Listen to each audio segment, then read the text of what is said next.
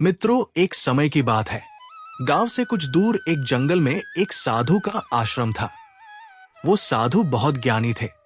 उनसे लोग दूर दूर से ज्ञान प्राप्त करने आते थे।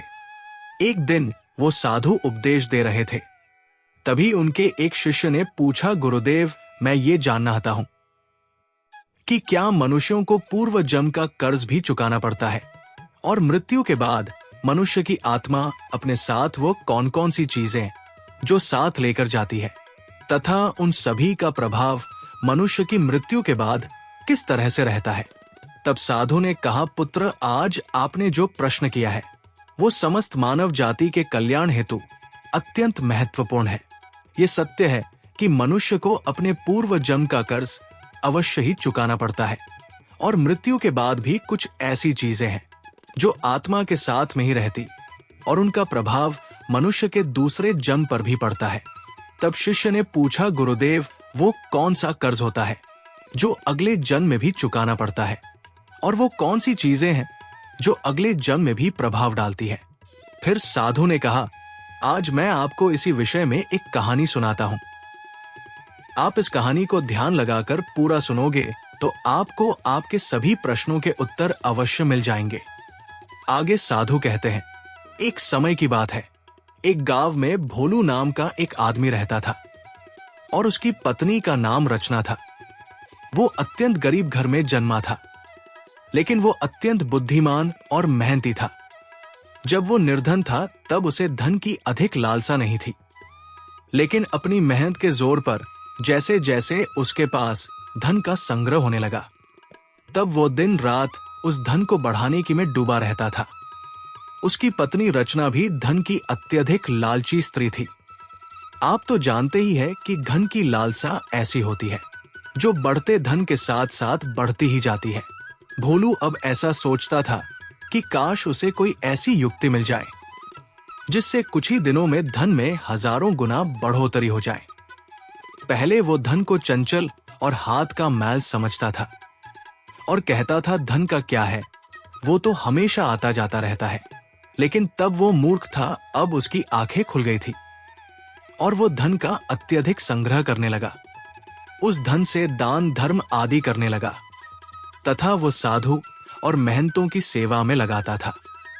पहले उसकी ईश्वर में बड़ी ही श्रद्धा थी, किंतु समय बीतने के साथ साथ धन के लालच की भड़कती हुई ज्वाला ने उसके अन्य सभी सद्गुणों को भी जला दिया। धन की लालसा ने उसकी अंतरात्मा को हमेशा के लिए नष्ट कर दिया। पहले जब भी भोलू के द्वार पर कोई साधु आते तो उसका मुख फूलों की तरह खिल उठता था, परंतु अब आदर सत्कार के समय मुख पर निराशा और मायूसी ही रहती थी। एक बार की बात है, संध्या का समय था। भोलू के द्वार पर एक साधु आकर रुके और बोले, हे पुत्र, मैं एक यात्री हूं और आगे पुष्कर को जाना है। आज की रात बिताने के लिए साधु को स्थान मिल जाए तो अच्छा होगा। मैं बड़ी ही आशा से आपके द्वार पर आया हूं। उस साधु का मुख संतोष की मूर्ति था। आंखों में अमृत और मुंह में शहद सा मिठास थी, जिस कारण से भोलू का हृदय भक्ति भाव से भर गया। वो उन्हें प्रणाम करते हुए बोला, जरूर साधु जी, आपकी सेवा करना तो मेरा परम धर्म है। तब वे साधु मुस्कुराते हुए कहते हैं, बेटा, आजकल के समय में तुम्हारे जैसे भक्ति भाव वाले पुरुष बड़ी मुश्किल से ही मिलते हैं। इस संसार से धर्म का भाव ही जैसे उठ गया है। इस प्रकार से साधु के मुख से अपनी प्रशंसा सुनकर भोलू का हृदय खिल उठा। उसको ऐसा प्रतीत हुआ मानो उसे स्वर्ग में ही स्थान मिल गया हो। उसके होठों पर शब्द आ ही गए थे, लेकिन उन्हें दबा दिया और उनसे कहा, महाराज, अगर हम आप जैसे संतों की सेवा नहीं करेंगे तो इस मानव जीवन का क्या लाभ। ऐसा कहते हुए भोलू उन साधु को अपने घर के अंदर ले गया। जब उन्होंने घर में प्रवेश किया तब भोलू ने उनके स्वागत सत्कार में कोई कमी नहीं छोड़ी। खाने के लिए स्वादिष्ट भोजन बनवाया, अनेक प्रकार की मिठाई बनवाई। उसके बाद दाल और सब्जियों में इतना घी डाला जैसे नदी की धारा में जल बहता है। भले ही भोलू उन साधु को इतने पौष्टिक आहार देने के पक्ष में नहीं था, लेकिन साधु की बातों में कुछ ऐसी शक्तियां थी कि उसके वर्षों पुराने विचार चंद पलों में बदल गए। जैसे सूखी धरती पर एक दिन की बारिश से हरियाली छा जाती है, इस भक्ति भाव से साधु का दिल खुश हो गया। रात भर बातें होती रही, ज्ञान और भक्ति की चर्चाएं चलती रही। अंत में भोलू ने पूछा कि साधु जी, आप साधु कैसे बने? साधु ने हंसकर उत्तर दिया, बेटा बुढ़ापा आ गया है, अब क्या सारी उम्र गृहस्थ में ही फंसा रहूं? गा कुछ हरि भजन भी तो करना चाहिए। ईश्वर की कृपा से बहुत धन कमाया है, मेरे 2 बेटे हैं, अब सारी धन दौलत उन्हें बांट दी है और अब तीर्थ यात्रा को जा रहा हूं। फिर कुछ समय के पश्चात भोलू ने साधु की तरफ देखा और पूछा, तो क्या आपने अपना सब कुछ बच्चों को दे दिया या अपने पास भी कुछ रखा है? तभी साधु ने उत्तर दिया, बेटा मेरे हाथ में जो ये लाठी देख रहे हो, ये अंदर से खोखली है, इसमें मैंने 1000 स्वर्ण मुद्राएं डाल रखी है। यात्रा में कभी कभी धन की आवश्यकता भी पड़ जाती है। ये कहते कहते साधु को नींद लग गई, लेकिन भोलू की आंखें जाग रही थी। ये बातें उसकी पत्नी रचना ने भी सुन ली थी। अब रात्रि का पहला पहर बीत गया था। वो बार बार साधु की लाठी को देख रहा था और मन ही मन कुछ सोच रहा था। उसके अंदर लोभ लालच की माया का संचार हुआ, किंतु उसकी अंतरात्मा इस घृणित कार्य को करने से रोक रही थी। लेकिन वही मन की दुरात्मा स्वर्ण मुद्राएं पाने की जिद पर अड़ गई। कुछ समय तक इस संघर्ष में ही उसके मन का बुरा हाल हो चुका था कि तभी उसकी पत्नी उसके पास आकर बैठ जाती है और कहती है, स्वामी आप किस गहरी चिंता में डूबे हैं? क्या आप भी वही कुटिल मंशा से सोच रहे हैं जो मैं सोच रही हूं? इस साधु ने तो अपनी खूब सेवा करवा ली है, अब इन्हें कुछ तो हर्जाना भरना पड़ेगा। तब भोलू कहता है, रचना मेरे मन में बड़ी ही दुविधा हो रही है। हमारा कर्तव्य है कि अतिथि की सेवा करें, किंतु अगर हम इनके धन को चुराते हैं तो पाप होगा, शायद हमें ऐसा नहीं करना चाहिए। तब उसकी पत्नी कहती है, अजी आप कैसी फिजूल की बातें कर रहे हो?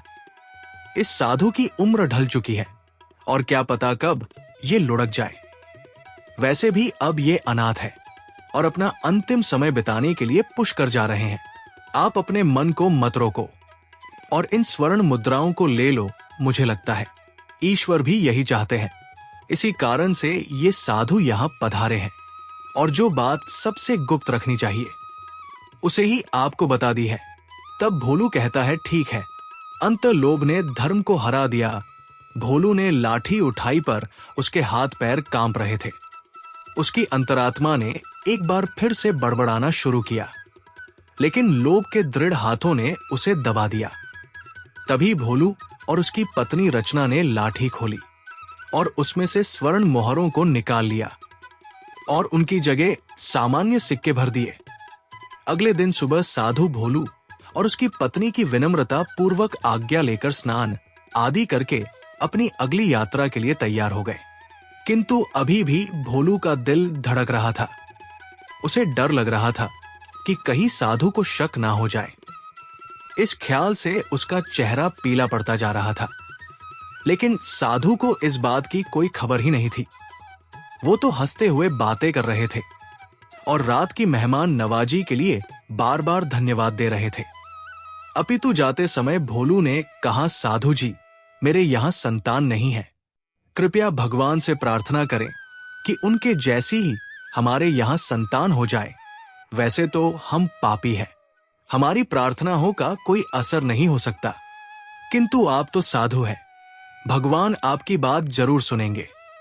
तभी मन मुस्कान के साथ साधु ने उत्तर दिया, सुनेंगे या नहीं ये तो वही जाने, लेकिन मैं तुम्हें आशीर्वाद देता हूं कि भगवान तुम्हें संतान दे।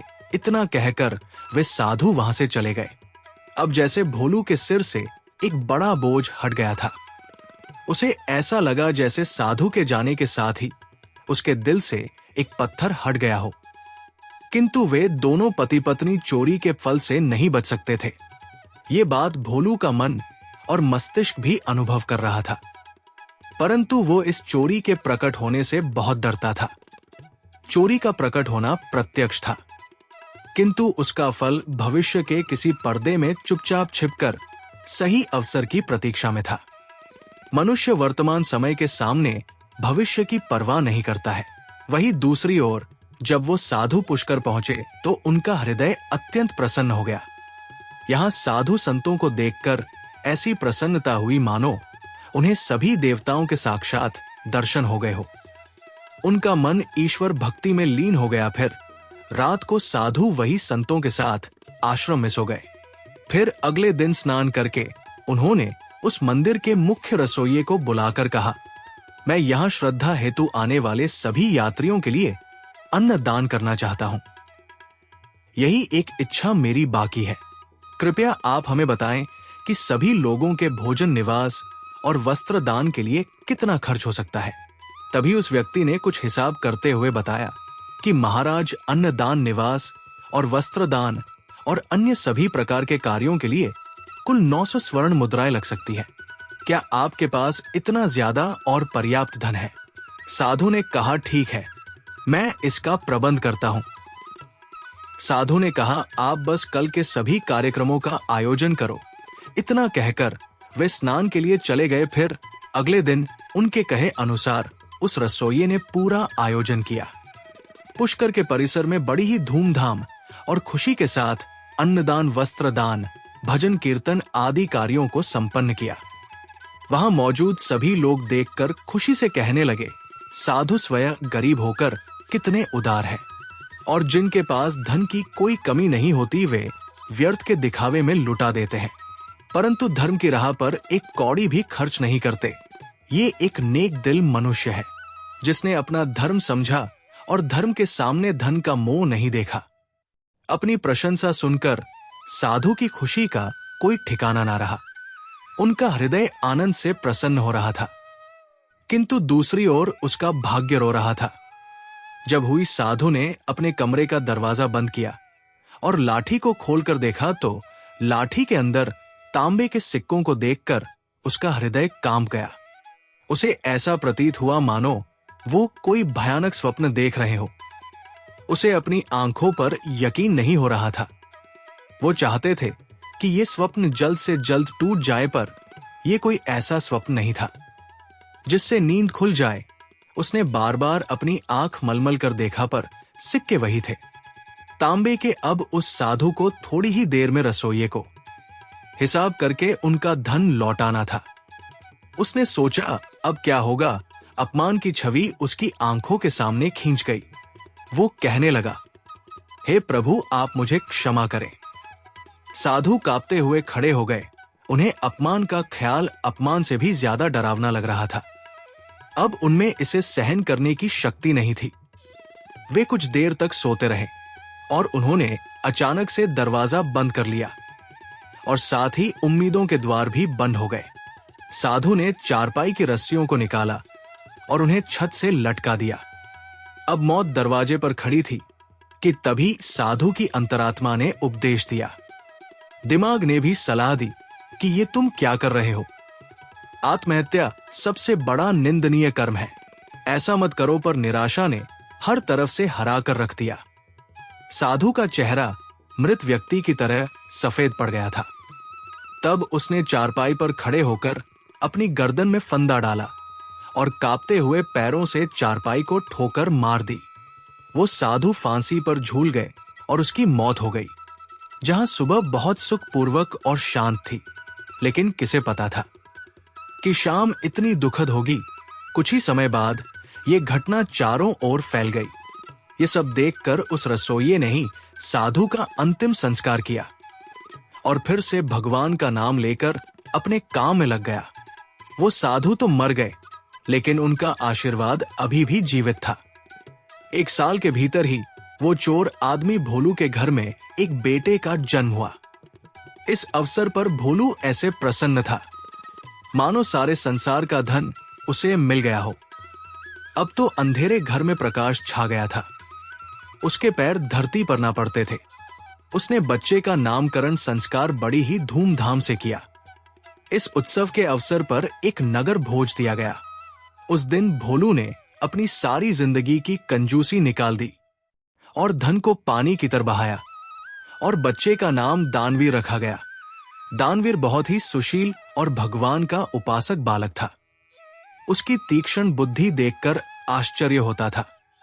लोग कहते थे कि ये कुल का नाम बढ़ाएगा। भोलू ये सुनकर फूला ना समाता था। इसी प्रकार 10 वर्ष बीत गए।